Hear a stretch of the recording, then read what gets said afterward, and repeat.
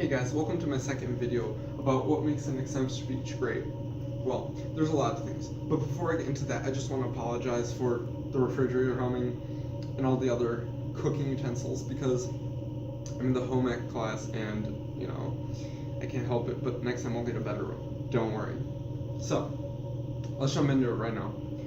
What makes an extemp speech great? Well, the most important thing in my opinion is organization.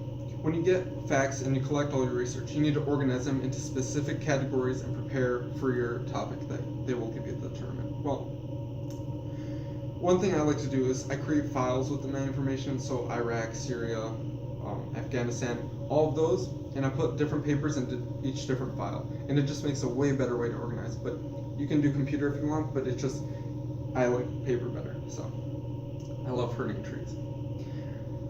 The research is also important. You need to get in depth with all the topics you need to research before the tournament.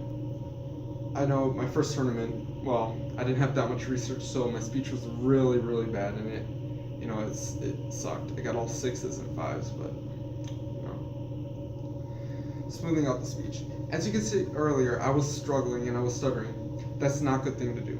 You always need to smooth it out and talk smoothly and confidently. If you speak smoothly without stuttering, then your judge will, listen to you more and they'll understand better. Because you're not going, that's bad. You never want to do that. One other thing I messed up was I brought up too many note cards during the tournament. You never want to do that. Because if you bring up the note cards, they're going to give you a bad score automatically, because that's what happened to me. I brought them all up and I was like this, I was reading, which was another mistake. Never read off note cards. I was reading blah blah blah, blah blah blah, Syria, troops, blah blah blah. And I failed, You're not supposed to do that. Only one note card does the next. If you really need to, which I wouldn't recommend 2, but I think 1 is the best number to go. So the beginning and end of the speech are the most important parts. You always need to start with an anecdote, which is a personal story leading into the topic. So that's why the Cookie Monster, when I was watching TV when I was little, stole the cookies. That gets us to this next question. Is there a cookie shortage? Or something like that, Something personal that relates to you in the past. The beginning of the speech needs an anecdote, and you always want to start off your first word really loud so it catches the judge's attention. So, like that. And the ending needs to, it has to end peacefully. It can't be like, I like cookies, they're good, and then just walk off. That's not good. This is a good ending. As you can see, my favorite cookies are the peanut butter ones. They're my favorite, and I eat them all day, every day. This is the end of my speech about cookies. You always want to pause in there. You never want to speed through it, because that's bad, especially because of timing. If you go under the time, not very good for your score. But that's a different thing. Smoothing. We just covered that. That's part of it. Your voice needs to be loud and clear. It needs to catch the judge's attention, and you always need to speak clearly to them, or else you won't understand, and they might give you a bad score because they won't know what you're saying. So, like we talked before, you need a good introduction and an attention getter. You need something to ramp them up so they actually want to listen to your speech and not sleep through it. That's why I never drink coffee again, because I spilled it at McDonald's and I sued them and I won $1 million, which was great, but I got hurt. That's a better introduction. You don't want something like,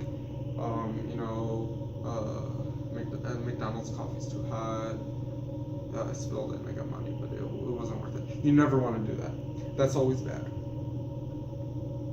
And then the next thing you want to do is form a solid thesis, which is the statement you're trying to make.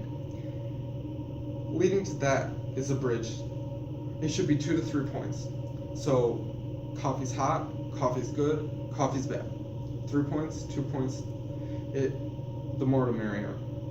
But you need to make them strong and use quotes and evidence. That's another thing, quotes. You always need to quote your information, especially if you're getting it from CNN or any other news network, because that will play a big role in your grades.